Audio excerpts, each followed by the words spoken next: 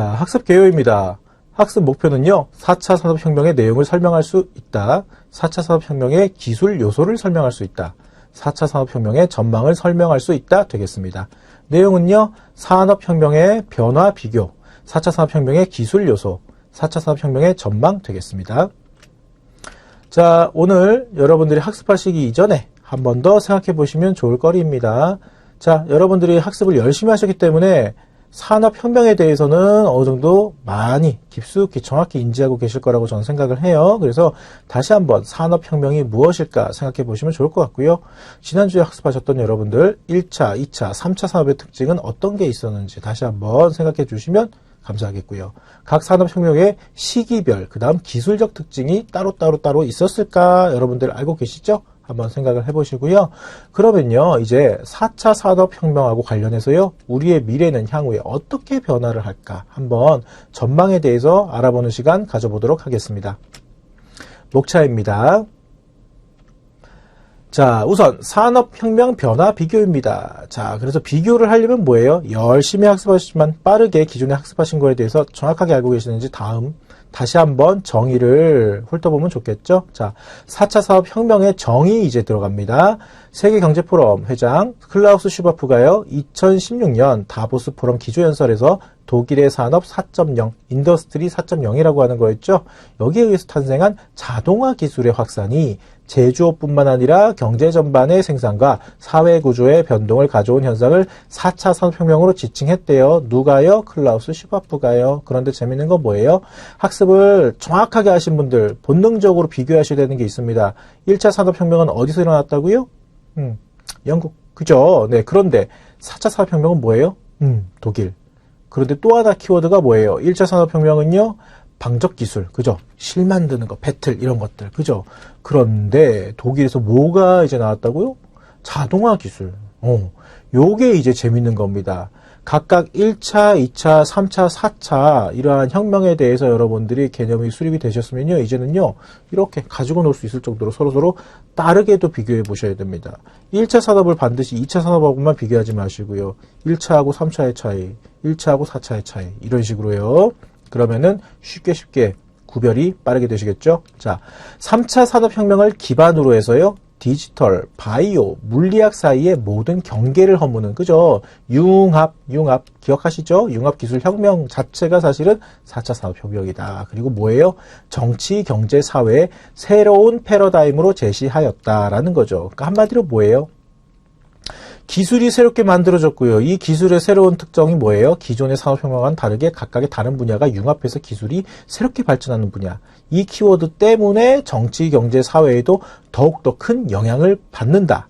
이러한 거를 이해를 해야 우리가 향후 전망에 대해서 예측할 수 있고 새롭게 대비할 수 있고 더욱더 나아가서 발전할 수 있다라는 겁니다. 그러니까 패러다임. 그죠? 이해되셨을 거라 생각합니다. 자, 인공지능, 빅데이터 등 4차 산업혁명의 핵심 기술들은 정보를 자동으로 데이터하고, 그죠? 특성이죠. 그 다음, 저절로 자동으로 분석하고, 현실과 가상의 세계를 하나로 연결한 O2O, 온라인 to 오프라인, 이 체계를 구축했다고 제가 전 시간에도 말씀을 드렸습니다. 자, 그래서 다시 한번 마지막으로 요약을 해보면요, 똑같은 이미지 제가 넣어드렸죠. 그런데 재밌는 거 다시 한 번만 정확하게 알고 계시는지 말씀드릴게요. 자, 1차 산업혁명입니다. 이제 구차한 내용 같은 거는 여러분들 자꾸 반복하면 지루해 하시니까 빨리빨리 갈게요. 1차 산업혁명, 주도한 국가 영국이네요. 2차 산업혁명은요, 자동차, 독일, 미국, 그죠? 지금 오늘날에서도요, 대표적으로 자동차 산업 관련해가지고 유명한 회사잖아요. 그죠? 자, 그 다음, 3차 산업, 뭐죠? 컴퓨터, 인터넷. 그래서 뭐예요? 미국, 일본이 들어왔네. 그래서 이제는 각각 산업혁명을 주도하고 있는 국가들의 변화에 대해서도 한번 생각을 해보시면 좋겠다라는 생각을 했고요. 그 다음 학습을 하셨지만 잘 보시면 1차 산업의 대표적인 건 증기기관하고 방적기 계량, 그죠? 2차 산업은요, 전기, 전동기, 모터. 그러니까 자동차 만들기 수월해졌고, 그죠? 그 다음, 컴퓨터, 반도체 들어갑니다. 자, 뉴스 관련해서요, 세계 정세에 대해서, 그 다음, 혹은, 저는 아직 좀 뭔가 야수의 심장을 가지고 있지 않기 때문에 주식은 안 하고 있습니다만, 주식에 관심 있으신 분들은 그죠? 관심 있을 수밖에 없는 오늘날의 핵심 키워드 중에 하나인 반도체, 그죠? 이것 때문에 서로 외교적으로도 문제도 일어나고 경우에 따라서는 뭐예요? 전쟁이 일어날 수도 있을 것 같다라는 식으로 국제 정세가 예민할 수도 있는 거죠. 와, 그러한 키워드네요. 그죠? 자, 그러면요, 우리가 과거를 살아보지는 않았지만 한번 상상을 해보죠. 증기기관이 없었는데요. 갑자기 뿅 하고 무언가 물을 팔팔 끓여가지고 그거를 엔진처럼 막 써가지고 막 기차로 또 타고 다니고 칙칙 이러면서 그죠? 증기기관 그죠? 이러한 것들이 갑자기 뚝 하고 튀어나왔다고 생각해보세요. 그전엔 없었어요. 그럼 사람들이 어떻게 생각할까요? 와, 신기하다. 더 편리해졌다. 그 다음 뭐예요? 아, 걸어가는데 내가 기차를 타는데 생각해보니 기차를 타려면 돈이 필요하다. 그죠? 그래서 결국은 뭐예요? 경제적으로도 산업혁명은요, 뗄래야 떼려질 수 없는 겁니다. 그죠? 그 다음에 우리가 바다를 건널 때에는 배를 타죠. 그런데 유럽 연합 국가들 같은 경우에는요, 국경이 나뉘어져 있을 뿐이지 대륙은 붙어 있잖아요. 그죠? 그래서 다른 나라로 가기에도 무언가 이러한 교통수단을 통해서 빠르게 이동할 수 있다는 건 결국은 뭐예요? 산업혁명을 통해서 어느 정도 많이 빠르게 생산된 것들이 수출 수입이 조금 활발해졌겠죠. 그죠? 이겁니다. 그리고 2차 산업혁명 돼가지고 자동차. 그럼 더 빨리 물건들을 실어 나를 수 있고 다른 나라로 타고 그러고. 그죠? 네. 그런데 오늘날은요. 이런 게 아니라고요. 네. 온라인을 통해가지고 정보 같은 것도 그냥 버튼 한 번으로, 클릭 한 번으로. 네. 1분도 안 걸리죠? 1분이 뭐예요? 10초도 안 걸리는데. 그죠? 이런 날을 우리가 지금 살고 있다는 겁니다. 그래서 드론에 대해서 미리 선행학습이 되신 분들이나 혹은 드론을 이번 기회에 처음 접하시는 분들이 계신다 하면요. 우리 무인화에 대한 최초의 키워드는 4차가 아니고 3차라 그랬죠. 그런데 그러한 드론을 우리가 분류를 할 때 사람이 탑승하지 않으니까 무인. 그죠? 그러니까 무인기라고 부르는데 탑승을 안 하니까 조종을 어떻게 한다고요? 주파수. 그죠? 네.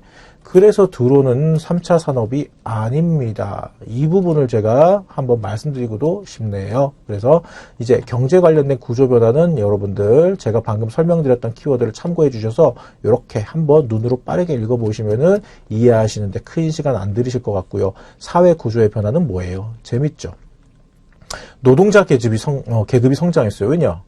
기존에 전부 다 집에서 막 아이고 이러면서 만들던 거. 그런데 공장이 더욱더 큰 공장, 생산 라인을 갖추게 되니까 돈은 누가 벌어요? 노동자들이. 그죠? 물론 그만큼 일은 더 많이 했을 겁니다. 그죠? 그러다 보니까 사회적으로는 자유민주주의 체제도 형성이 되었어요. 네. 그다음 이제 2차 산업 들어갑니다. 더욱더 본격화된 대량 생산이 가능해졌어요. 그래서 그때부터는 뭐예요? 자본가들이 돈을 더 많이 벌게 됐다. 그러니까 영향력이 증대됐네요. 그리고 나서 뭐예요? 돈을 더 많이 벌려면 새로운 기술을 우리가 더 만들어야 된다. 쉽게 말씀드려서 뭐예요? 내가 A라는 공장을 운영하고 있는데 내 친구가 B라는 공장을 운영하고 있어요. 그런데 둘 다 우리 똑같은 제품을 생산하고 있어요. 그러면 결국은 훨씬 더 효율적이고 훨씬 더 고퀄리티 기술을 내가 가지고 있으면은 내가 훨씬 더 빨리 더 많이 B라는 공장보다 많이 생산할 텐데 이게 되기 때문에 기술에 많이 의존하게 된다라는 겁니다. 사람이 아니고 이때부터. 그죠? 사람 많아봤자 기술이 따라서 후진 기술, 구시대의 기술을 가지고 있으면 아무리 사람 많아도 필요 없어. 사람 적어도 기술이 좋으면 빨리 더 많이 만들 수 있어. 이게 구체화된 게 이때부터입니다. 그죠? 자, 그 다음 3차 산업 사회 구조 변화는 뭐예요? 생활이 편리해졌어요. 온라인, 인터넷, 컴퓨터, 반도체, 그 다음 로봇, 그죠? 그리고 나서 뭐예요? 새로운 기존에 없었던 게 뿅 하고 이러한 기술들이 나오니까 새로운 신지식인 그룹이 등장했습니다. 이때 또 재밌는 건 뭐예요? 기존에는요. 사회적으로 지식인이다라고 부를 수 있는 사람들은 뭐 대학에서 혹은요 특정 산업 분야에서의 명망이 있는 사람. 근데 여기서의 지식인들은 뭐예요? 새로운 기술을 새롭게 제시할 수 있고 선도할 수 있는 그러한 그룹들이 등장했다라는 겁니다. 이렇게 이해해 보시면 좀 더 재밌죠? 네. 자, 여기는 1차, 2차, 3차. 그런데 4차는요? 알고 계실 거예요. 그래서 키워드는요? 이겁니다.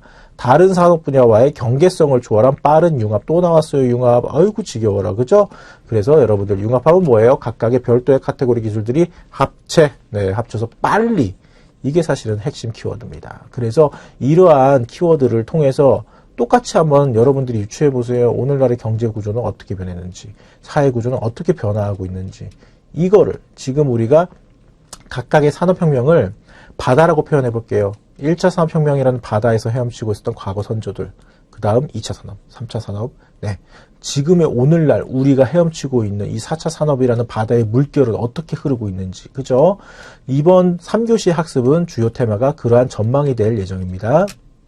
자, 그래서 산업혁명 단계에 따른 생산, 생산의 변천사는요, 여러분들이 한번 봐주세요. 그래서 한번 보시면요, 제가 아까 말씀드렸던 거에 대한 또 다른 구체화가, 결국은 똑같은 소리였구나. 그런데 이제 세분화돼가지고 이런 식으로 들어간다라고 여러분들이 이해하시기 쉬울 것 같아요. 헷갈리시면 안 되는 건 결국 뭐예요? 생산 관련된 포커스로 나눈 겁니다. 네. 자, 이제 4차 산업 기술 영역 가겠습니다. 자, 3차 산업. 4차 산업, 경계는 사실은 애매하다라고 주장하는 사람들이 있다고 했죠. 네, 그런데 그렇다 하더라도 오늘날이 4차 산업인 건 반드시 분명합니다. 그거를 제가 말씀드릴게요. 자, 그래서 4차 산업 기술에 관련해 가지고요. 3대 핵심 기술 영역입니다. 영역이에요, 영역. 큰 카테고리예요. 그래서 4차 산업혁명이라고 우리가 부르고 있는 그 근거가 뭐냐 하면요. 일단 기술을 3대 기술로 나눠볼게요. 디지털 기술. 근데 여기서 이제 여러분들 약간 반골 성향을 가지고 계신 분들 3차 산업도 디지털 기술이잖아요 하실 수 있죠. 네, 좀 기다리세요. 네, 왜 우리가 이 디지털 기술 하나만 가지고 이야기하는 게 아니다라는 거를 제가 입증해 드릴게요. 자, 그 다음 바이오 기술, 그 다음 물리학 기술, 이렇게 4차 산업혁명의 핵심 기술이에요. 그러면 아까도 말씀드렸지만 교수님 3차 산업혁명 때에도 디지털 기술은 사실은 있었던 거잖아요. 인터넷, 그죠? 로봇, 그죠? 아니라고요. 그렇게 말하는 게 아니고 4차 산업이라고 할 수 있는 게 또 다른 뭐예요? 바이오 기술하고 물리학 기술이 새로운 변화가 일어났다라는 겁니다. 기술 발전. 자, 그래서 한번 볼게요. 디지털 바이오 물리학은요. 4차 산업혁명을 촉진. 그죠? 없었다가 뿅 하고 나온 게 아니에요. 새롭게 더 빠르게 변화를 일으켜 올리는 그러한 핵심 기술 영역으로 우리가 3대 핵심 기술로 분류가 가능하다라는 겁니다. 그래서 과거에 증기기관의 발명이 철도라는 근대적인 교통수단의 시발점이 되었듯이 디지털, 바이오, 물리학의 발전은 뭐예요? 가상환경과 물리환경을 통합한 가상물리 시스템, 사이버 피지컬 시스템이라고 합니다. 이러한 것들을 구축하는 계기로서 작용하고 있대요. 자, 한번 또 볼게요. 그래서 디지털 기술, 핵심 과제 볼까요? 자료의 디지털화를 통한 복합적인 분석. 연관 기술은요, 사물, 인터넷, IoT, 인공지능, AI, 빅데이터, 공유 플랫폼들이 연관 기술이래요. 그리고 좀 더 구체적인 예를 한번 가볼게요. 스마트 약통. 이거 뭔지 아세요? 혹은 써보신 분들 계세요? 한번 볼까요? 스마트 약통이 뭔지? 자동적으로 약 기록을 요약해주고, 사용자에게 이용 현황을 통보해주고, 선택에 따라서 가족, 친구에게도 통보해주고, 약물 과다 복용을 방지해주는 효과가 있네요. 그래서 뭐예요? 스마트 약통이라는 게 결국은 핸드폰 어플하고 연동이 되고 있는 별도의 월화수목금 혹은 토일 해가지고 다이소에서 파는 칸막이, 그 약통이 결합된 거네요. 자, 그러면 이게 사실은 뭐예요? 별도의 카테고리를 가지고 있는 기술들이 서로 융합됐네요. 그죠? 와, 그래서 디지털 기술을 이렇게도 쓸 수 있네요. 네, 그죠? 자, 그 다음 바이오 기술 갈게요. 핵심 과제는 생물학 정보의 분석 및 기술 정밀화를 통한 건강 증진이래요. 이렇게 됐으면 참 좋겠습니다. 그죠? 자, 그 다음 연관 기술은요. 유전공학, 합성생물학, 바이오 프린팅. 바이오 프린팅이 뭘까요? 그죠? 자, 그래서 기술을 활용한 예를 한번 볼게요. 유전자 조작이래요. 사용 목적에 따라서 유전자를 조작합니다. 유전 질환 등에 그래서 활용을 한대요. 그리고 또 뭐예요? 동물 혹은 식물의 유전자를 조작을 해서 우리가 우리 사회의 편의성을 위해서 활용이 가능하대요. 이러한 바이오 기술 말하는 겁니다. 아시겠죠? 물리학 기술은요. 핵심 과제가요. 현실 공간과 가상 공간의 연계. 자, 연계입니다. 연계. 단순하게 그냥 한번 오프라인. 쉽게 말해서 우리가 지금 오늘날 이렇게 여러분들 저하고 온라인으로 수업하는 거는 사실은 뭐예요? 저는 지금 수업 강의를 촬영을 하고 있는 거죠. 그런데 여러분들은 이미 제가 오늘 지금 촬영하고 있었던 거 여러분들이 학습하고 계실 때는요. 과거입니다. 사실은 여러분들한테는 지금 뭐예요? 현실이겠지만 이런 것들을 말하는 게 아니에요. 현실 공간하고 가상 공간 그냥 라이브입니다. 라이브 실시간 이러한 것들을 말하는 물리 시스템 구축이래요. 자, 그래서 연관 기술은 뭐예요? 무인 나왔네요. 무인 운송수단, 3D 프린팅, 로봇공학, 나노 신소재, 대체 에너지. 물리학 기술인데, 그죠? 무인 들어간다라는 거. 이렇게 연관 지으실 수 있으시겠어요? 네, 그래서 한번 생각을 해보세요. 기술 활용 예가요. 그래서 로봇 수술이래요. 의사가 로봇팔을 조종해서 수술을 시행합니다. 직접 만지기 어려운 부위까지도 시술한대요. 그리고 뭐예요? 조금 더 정교한 수술이 가능해졌대요. 와, 그래서 뭐예요? 교수님 물리학 기술이라면서요. 그런데 거기 갑자기 의료가 나와요. 그러면 제가 또 거꾸로 반문해 드릴게요. 지금 현실이 4차 산업시대인데 이러한 기술이 있으니까 의료 쪽에도 쓸 수 있는 거죠. 다른 분야 기술이 융합했는데요. 왜 안 씁니까? 그죠? 이렇게 되는 겁니다. 쉽게 이해되시죠? 네. 자, 그래서 기술 영역 중에서 이번에는 기술로 들어갈게요.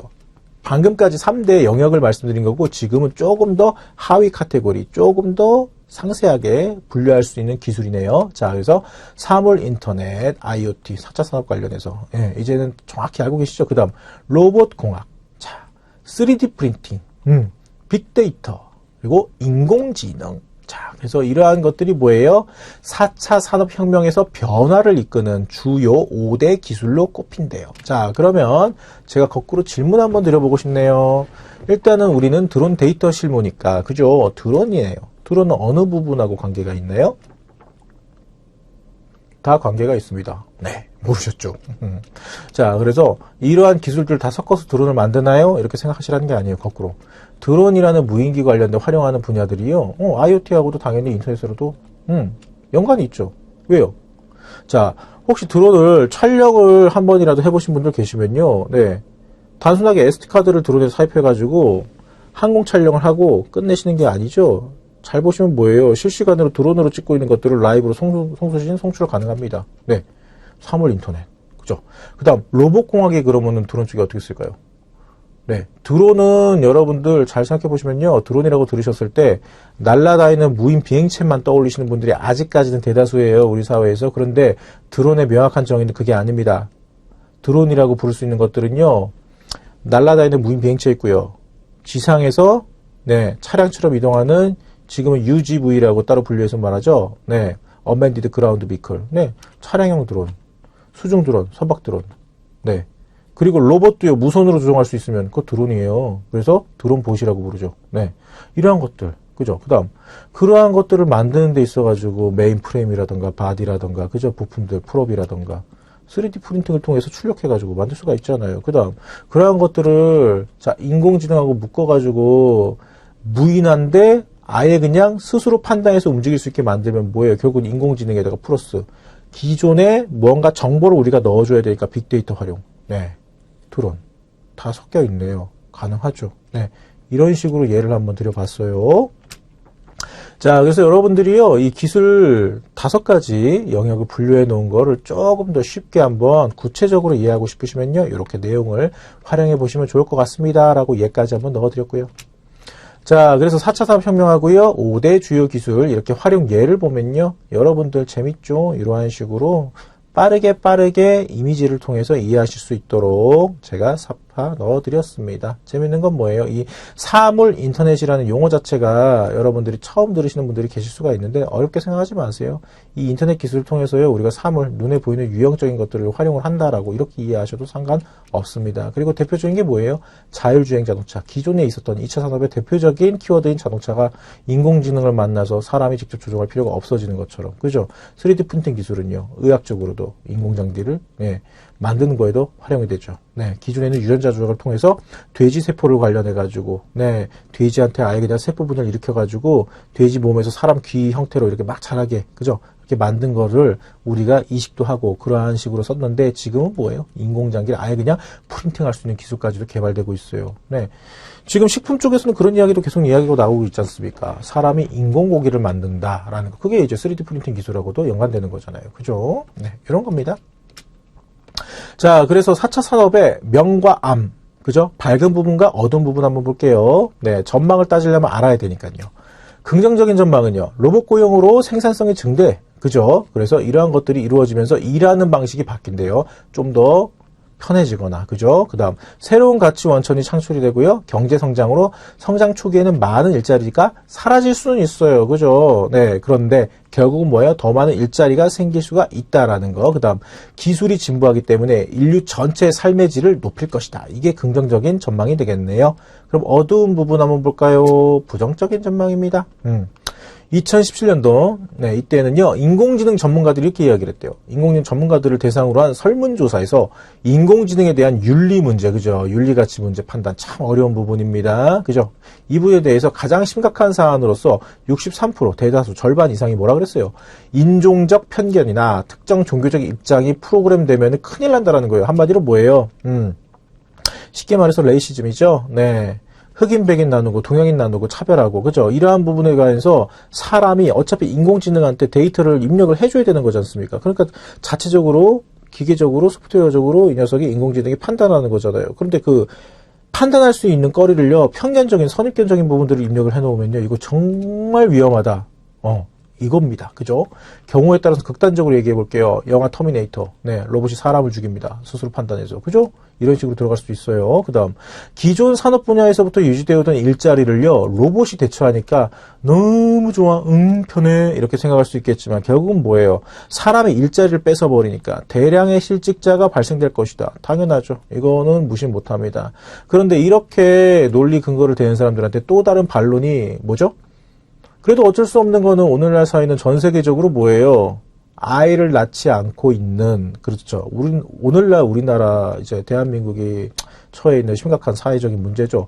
애를 안 낳으니까라고, 뭐 정치인들은 그렇게 이야기하는 사람들인데, 애를 낳고 싶어도 못 낳는데, 그죠? 네. 이렇게 생각하는 분들도 계시고. 그래서 결국 뭐예요? 인구가 감소에 의해 가지고 이렇게 로봇으로 대처할 수 있는 그런 무인화는 어쩔 수 없다라는 거.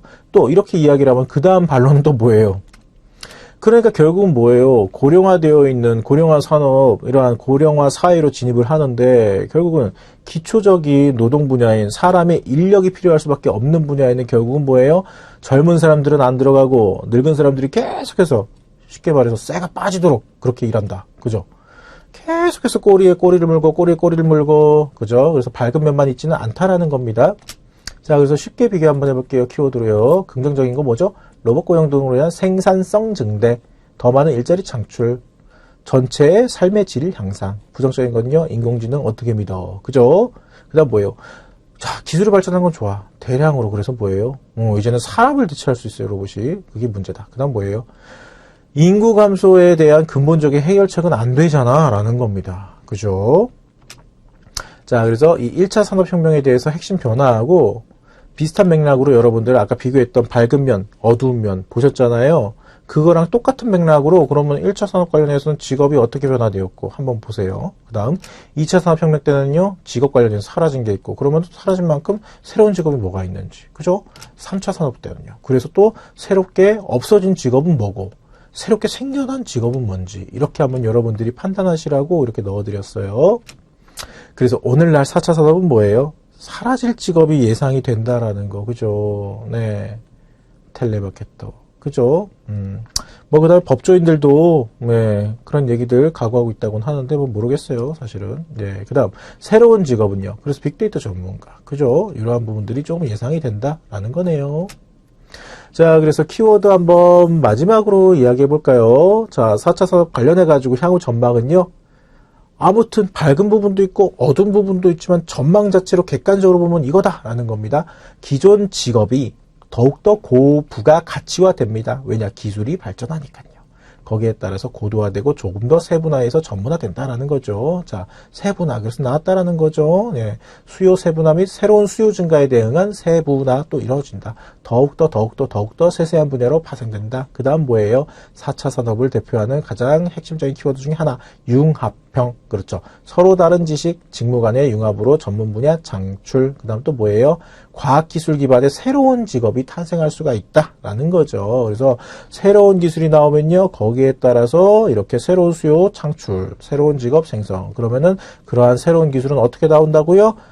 다른 분야가 융합해가지고 기존에는 우리가 생각만 했던 것들이 뿅 하고 기술력이 만들어질 수 있다라는 겁니다.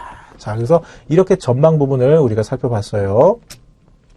학습 전공 갑니다. 모든 산업혁명 발전 이후 특징은요, 물질적 풍요로움과 인구 증가이다. 그죠? 1차부터 4차까지.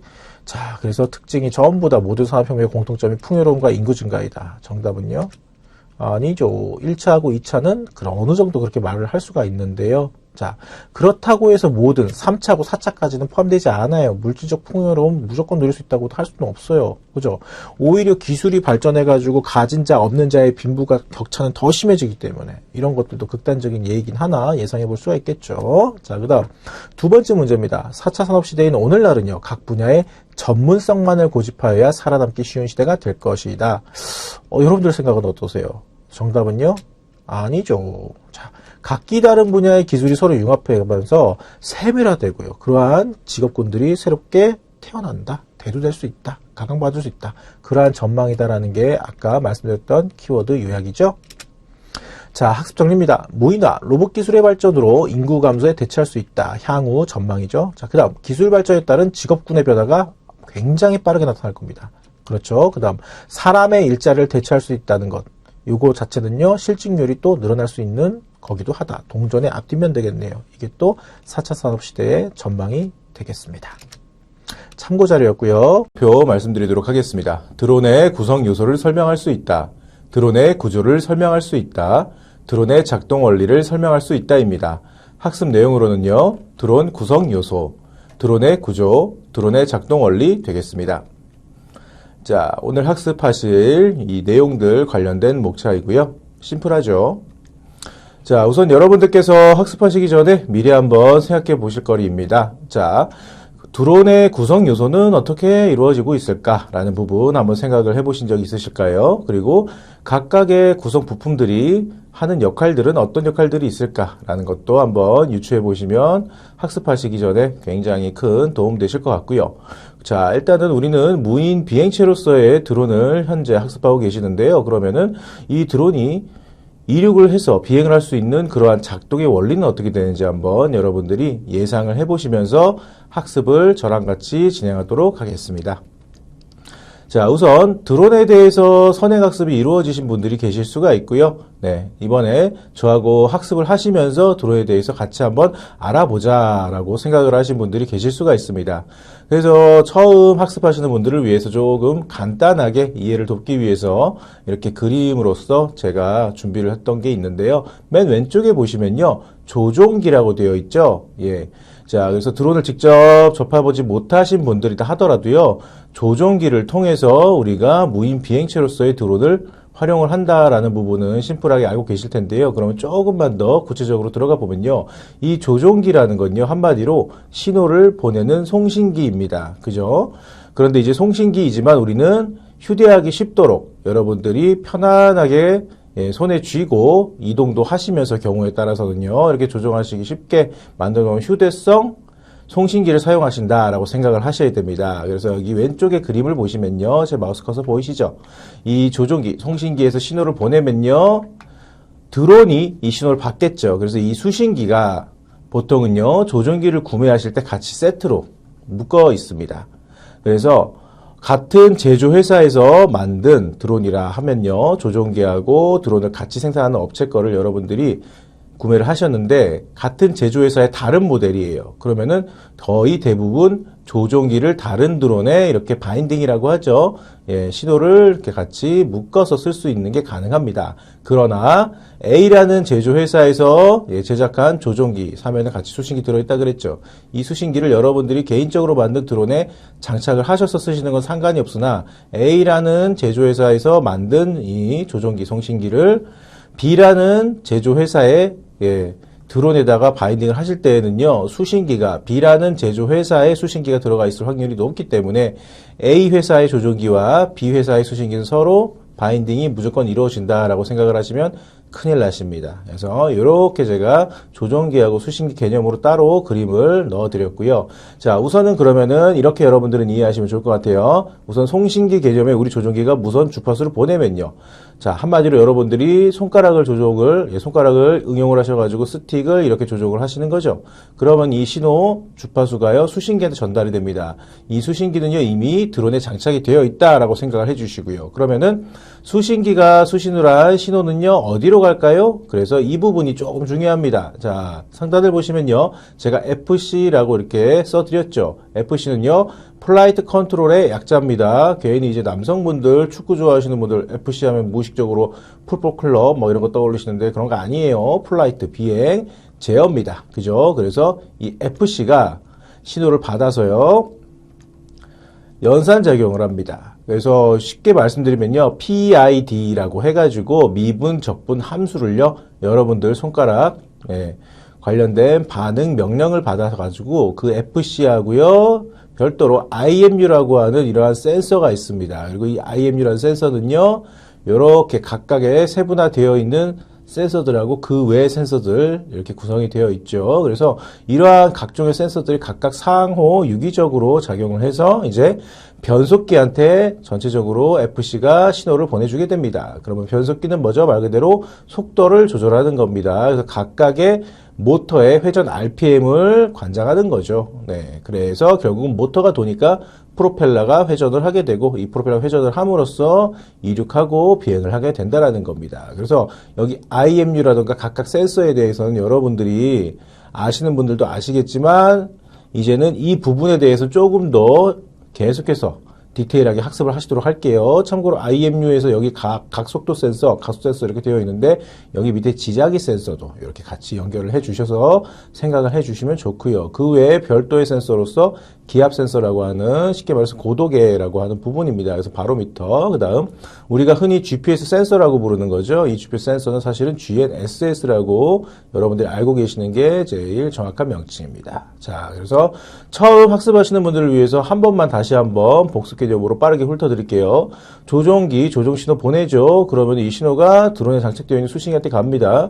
수신기가 받은 시도를요. 자, FC, 작은 소형 컴퓨터가 드론에 있다라고 생각을 하시고요. 그 FC가 이렇게 생각을 하고 판단을 하고 명령을 하는 데 있어서 자, 이러한 센서들이 도움을 준다라는 겁니다. 그래서 이미 FC하고 IMU 그 외 센서들은 드론에 탑재가 되어 있습니다. 그래서 변속기한테 보내주고요. 각각의 변속기는요. 각각의 모터의 회전 속도를 때로는 동일하게 때로는 다르게 각각 이렇게 변화시켜 주는 거죠. 자, 여기까지가 기본적인 알고리즘입니다. 자, 계속해서 학습해 보실까요?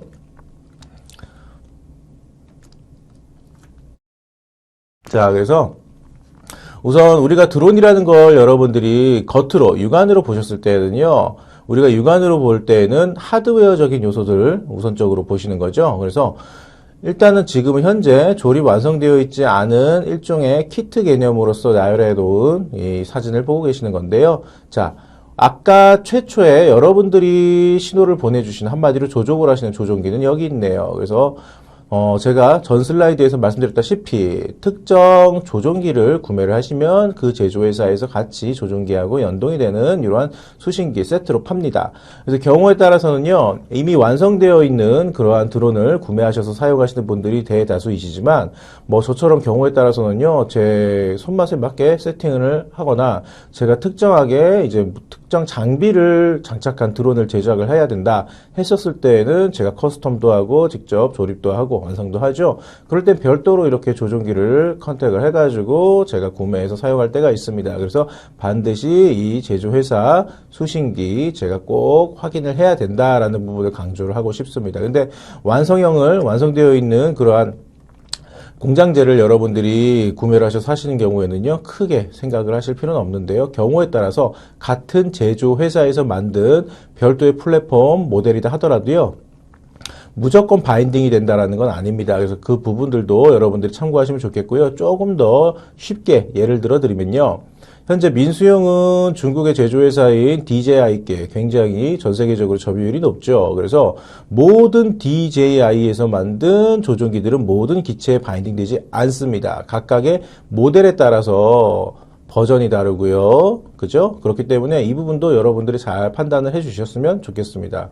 그래서 매빅 미니라는 기체가 굉장히 저렴하고 저가형 촬영용 입문용으로 주로 이제 각광받고 있는데요. 그러한 매빅 미니 조종기를 가지고 인스파이어나 뭐 다른 산업용 엔터프라이즈 모델에 있는 DJI 제품 바인딩 할 수 없다라는 거, 이렇게 구체적으로 좀 예를 들어 드릴게요. 자, 그래서 아까 여러분들이 저하고 전 슬라이드에서 알고리즘 관련해서 학습하신 거 한번 이 도면, 구성 도면에서 한번 볼까요? 조종기에서 신호 보내죠. 그러면은 이 수신기가 봤죠. 이미 여기 장착되어 있다라고 생각을 해주세요. 수신기가 신호 받았네요. 그러면 이 FC한테, FC 여기 있습니다. 참고로 이 FC도요, 각각의 모델, 제품명이 다 다르죠. 그래서 흔히 지금의 현재 전문가들, 그 다음에 초보자들도 지금 많이 학습하고 계시는 픽스호크라는 FC, 제가 이렇게 그림에 해드렸고요. 이 FC가 판단을 하겠죠. 그리고 겉으로 육안으로는 보이지 않지만 이 FC 내부에는요, 이미 IMU라던가 이 하단에 제가 써드렸던 이러한 지자기, 기압기, 자이로스코프, 가속 센서, GPS 수신기 전부 다 이렇게 따로 이렇게 구성이 되어 있습니다. 그래서 각각의 센서들이 이 센서들의 역할에 따라서 판단을 하고 다시 그 정보를 FC한테 주고, FC는요, 자, 현재 쿼드콥터라고 이제 모터 프롭이 4개인 이러한 기본 형태 구성으로 사진을 넣어드렸는데, 모터가 4개죠? 그죠? 네. 그러니까 당연히 프로펠러도 4개입니다. 그래서 변속기도 4개라는 겁니다. 그죠? 예, 이 부분들. 각각의 회전 속도를 다르게 해줘야 되기 때문에요. 변속기가 모터하고 동일한 숫자로 이렇게 구성되어 있다라는 것을 꼭 기억을 해주시고요. FC가 각각의 모터한테 이제 바로 다이렉트로 명령을 주는 게 아니고 변속기를 통해서 모터가 회전을 하기 때문에 FC는 변속기한테 이렇게 신호 정보를 주도록 되어 있습니다. 네, 이러한 형태고요. 동력 구성원으로서 일단 대부분 자, 발동기라고 우리가 흔히 부르죠. 네, 배터리를 통해서 모터를 돌리는 겁니다. 자, 그러면은 여기서 그냥 간략하게 잠깐 질문이 나올 수도 있고 의문점을 가지실 수가 있기 때문에 짧게 말씀을 드리는데요. 처음 학습하시는 분들은요, 그러면 무조건 우리 드론은요, 전부 다 모터만 쓰나요? 모터하고 배터리만 동력원으로 쓰나요? 이렇게 궁금해 하시는 분들이 계실 수가 있는데요. 최초의 멀티콥터를 개발하는 과정에서는요, 내연기관, 한마디로 뭐죠? 엔진입니다. 소형의 엔진을 장착했던 멀티콥터도 있었습니다. 그러면 동력원이 뭐가 되는 거죠? 니트로 퓨엘, 예, 한마디로 가솔린 같은 거죠. 자, 그런데 그러한 것들은요, 효율이 떨어진다라는 판단 하에, 그죠? 그리고 가솔린을 쓴다라는 건요, 이 동력원의 가격대 편차도 굉장히 유동성이 심하고요. 경우에 따라서는 배터리보다는요, 굉장히 비싸겠죠. 그래서 소모 비용이 많이 든다. 그리고 활용도가 적다라고 이렇게 판단이 되어서 이제 모터하고 배터리를 지금은 당연하다고 우리가 생각할 정도로 쓰고 있습니다. 그리고 배터리도 조금 더 깊게 들어가면요, 다양한 종류들이 있는데요. 비행시간 충분히 길게 확보를 하기 위해서 지금은요, 하이브리드 타입 또는 수소 배터리들도 각광받고 있다라는 거 여러분들이 한번 인지하고 계셔 주셨으면 좋겠습니다. 그래서 이러한 드론의 특성에 대해서 잘 알고 계셔야지 여러분들이 현재 저하고 학습하고 계시는 이 드론을 활용한 측량 부분에서도 여러분들이 크게 애로사항이 없으실 것 같아요. 자, 조금만 더 심도 깊게 한번 가볼까요? 자, 조종기하고 수신기는요, 대략적으로 이런 느낌입니다. 자, 그래서 왼쪽 상단에 있는 건요, 제가 개인적으로 조금 많이 좋아하고 있는 조종기인데요. 제조회사는 후타바라고 합니다. 일본의 제조회사고요. 자, 근데 여러분들 오해하시면 안 돼요. 저 교수가 뭐 친일파냐, 이렇게 생각하지 마시고요. 조종기를 여러분들이 선택을 하실 때, 각각의 개인적인 취향은 있으나 이제 성능을 우선적으로 생각을 하셔야겠죠. 예를 들어서 조종기를 너무 저가를 쓰셨어요. 그런 경우에는요, 10중 8구 저가 조종기들은요, 고가에 비해서 이 금액의 차이가 나는 이유가 뭐냐 하면 첫 번째, 우리는 조종기라고 부르지만 제가 근본은 앞서서 송신기라고 말씀을 드렸죠. 신호를 보내는 역할을 합니다. 그리고 수신기가 같이 세트로 제가 들어있다고 그랬죠. 그래서 비싼 조종기들은요, 쉽게 말씀드리면 이 주파수 신뢰도가 굉장히 좋다라는 겁니다. 그리고 먼 거리까지 이 주파수가 도달할 수 있다도 되겠죠. 네. 그리고 그 외에 추가적인 것들은요, 이제 비행 관련된 건 양손에 있는 이러한 스틱 2개를 가지고 우리가 조종을 하게 되는데요. 우리는 취미나 레저용으로 지금 현재 학습하고 계시는 게 아니죠. 네. 다양한 인부 장비를 장착을 해서 그 각각의 기능들을 쓰기 위해서 드론을 배우고 있는 건데요. 자, 이러한 토글이라던가 다이얼이라던가 뒤에 노브라던가 뒷면에 또 다른 슬라이드식으로 되어 있는 각각의 버튼 기능 키들이 있는데요. 이게 말 그대로 기능 키입니다. 그래서 조종은 2개의 스틱, 그 다음에 각각의 채널들이 할당되어 있는 기능 키들이 있는데 이 기능 키의 숫자, 개수에 따라서도 가격 차이가 조금 납니다. 그래서 이러한 기준으로 처음 드론을 학습하시는 분들은 생각을 하시면 좋을 것 같고요. 자, 그래서 수신기도 당연히 조종기 세트다. 무조건 이렇게 생각을 하시면 좋겠습니다. 처음 생각하시는 분들이 나중에 드론에 대해서 흥미가 깊어지셔서 내가 조금 간단한 드론 제작 키트라도 구매를 해서 한번 자작, 쉽게 말해서 내가 만들어 보고 싶다라고 생각을 하시는 분들이 계실 수가 있어요.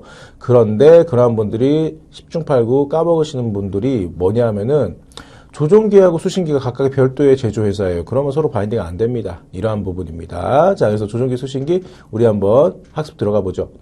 자, 근본은 요겁니다. 주파수를 사용하여 드론의 방향 및 위치를 제어. 자, 이 부분 자체가 뭐죠? 비행입니다. 그죠? 비행하고 이동하는 거죠. 그런데 우리는 이렇게 비행할 수 있는 무인기를 어떤 장비를 장착해서 측량을 하겠느냐라는 거죠. 그리고 기본적인 임무비행, 드론을 활용한 임무비행보다 우리는 훨씬 더 높은 고도에서 때로는 멀리도 비행을 해야 되는 분야가 바로 드론을 활용한 측량입니다.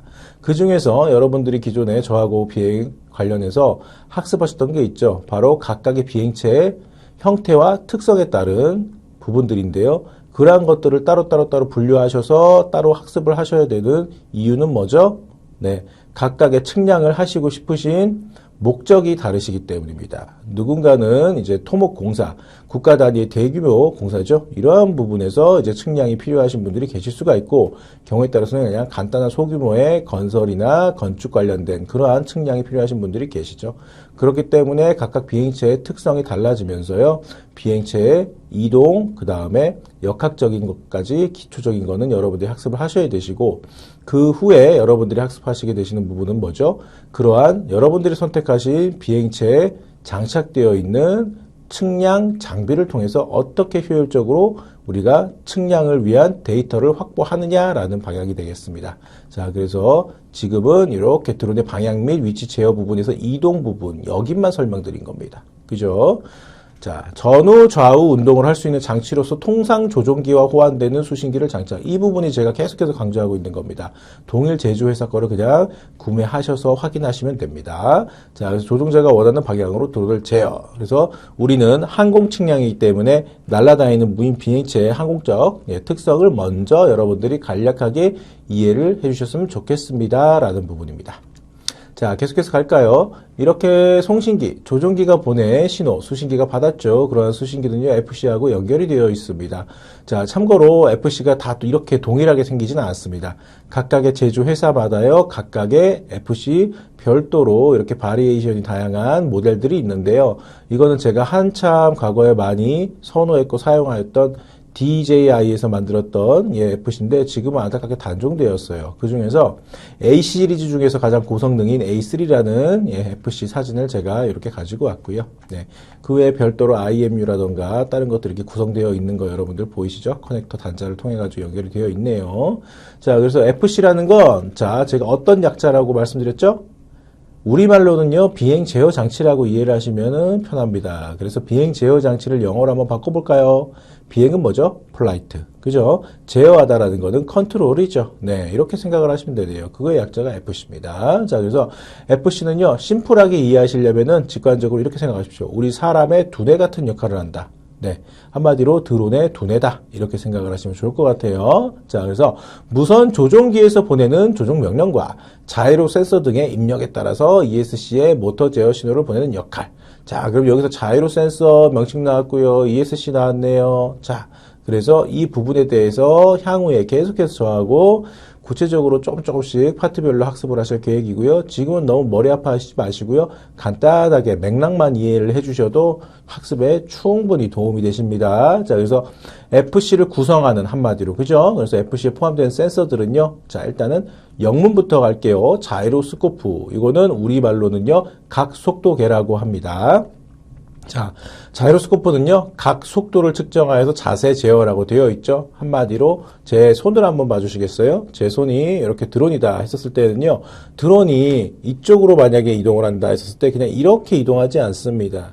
이 방향 쪽으로 기울어서 갑니다. 이러한 원리는요, 제가 다다음 슬라이드에서 영상을 통해서 쉽게 이해를 도울 예정이니까, 그래서 이렇게 각도, 이 각도를 관련해서 이 각도가 기울어진다라는 거는 더 크게 기울어질수록 속도가 빨라진다라는 거기 때문에 거기서 각속도라는 명칭이 나왔구나라고 여러분들은 그냥 쉽게 이해를 해주시면 좋을 것 같고요. 자, 가속도계입니다. 그래서 이제 가속도니까 속도 변화 관련된 거겠죠. 그래서 이렇게 중력과 무관한 가속 측정 장치라고도 되어 있는데요. 이 부분은 계속해서 전문가들끼리 이야기가 많은데 사실은요, 중력과 무관한 가속 측정 장치로서의 가속도계가 있고요.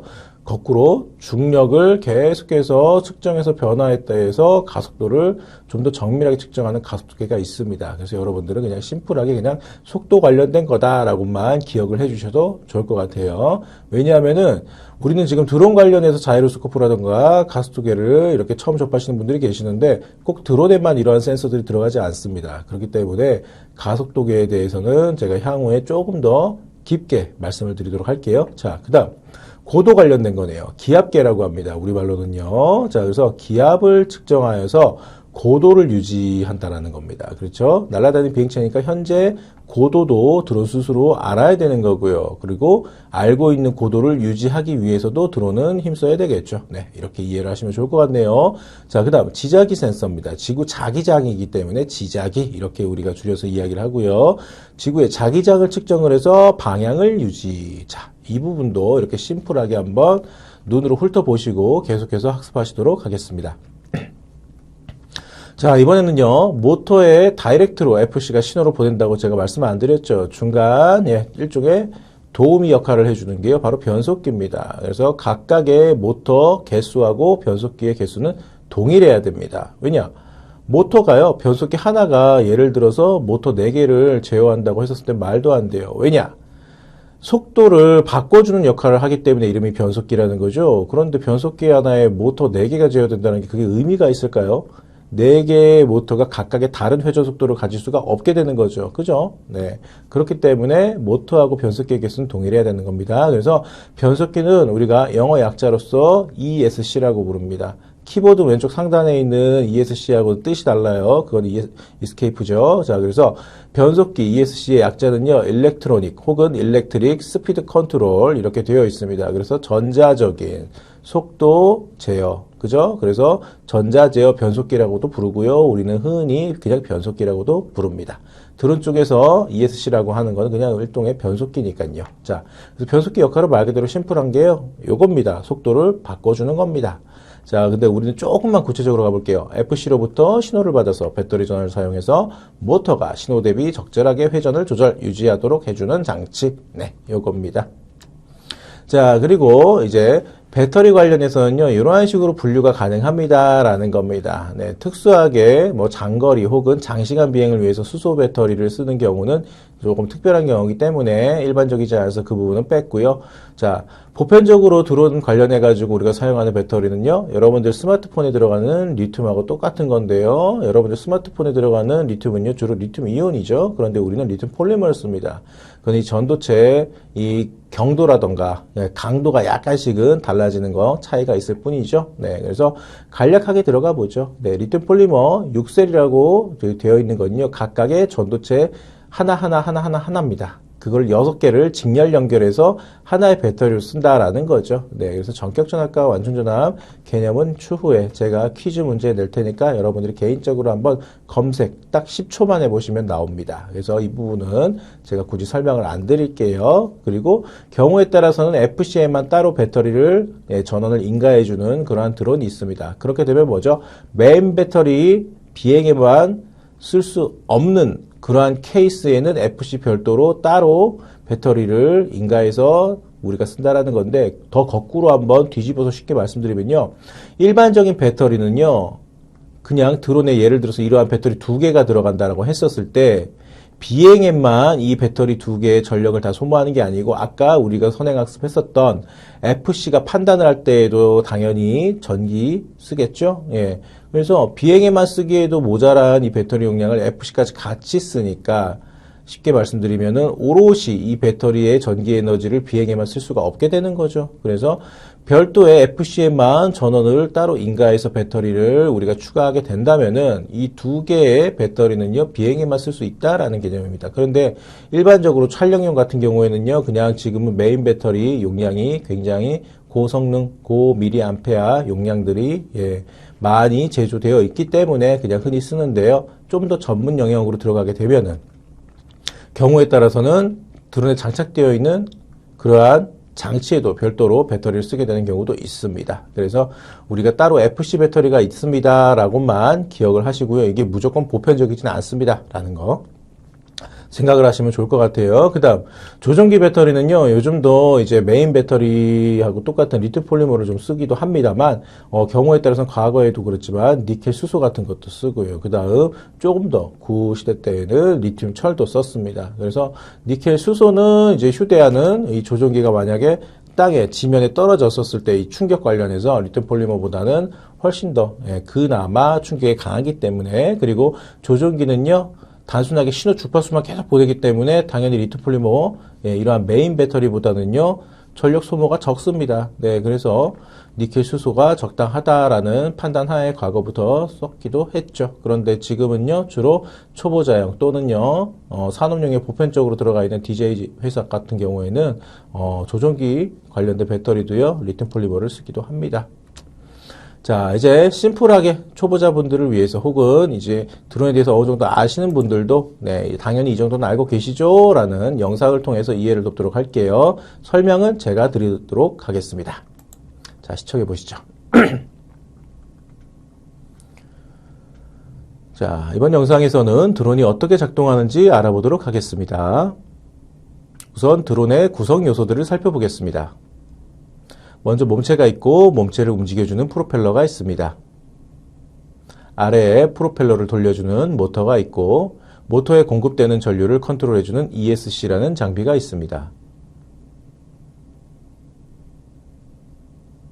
전기를 공급해주는 배터리가 있고 드론의 두뇌 역할을 하는 작은 컴퓨터가 있습니다. 요즘은 컴퓨터 성능이 좋아져서 제어가 잘 이루어지고 있습니다. 프로펠러는 모터의 힘으로 돌아가게 됩니다. 드론에는 BLDC라는 모터를 사용합니다.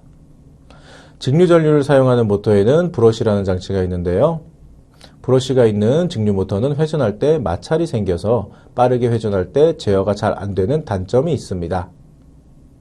BLDC 모터는 브러쉬리스 DC 모터의 약자로 브러쉬가 없는 직류 모터라는 의미입니다. 코일은 가만히 있고 자석이 움직이는 형태이기 때문에 빠르게 회전하는 데 유리합니다. 이 모터에 전류를 공급해주기 위해서는 일반적인 직류 전류가 아닌 3상의 직류 형태로 바꿔줘야 하는데요.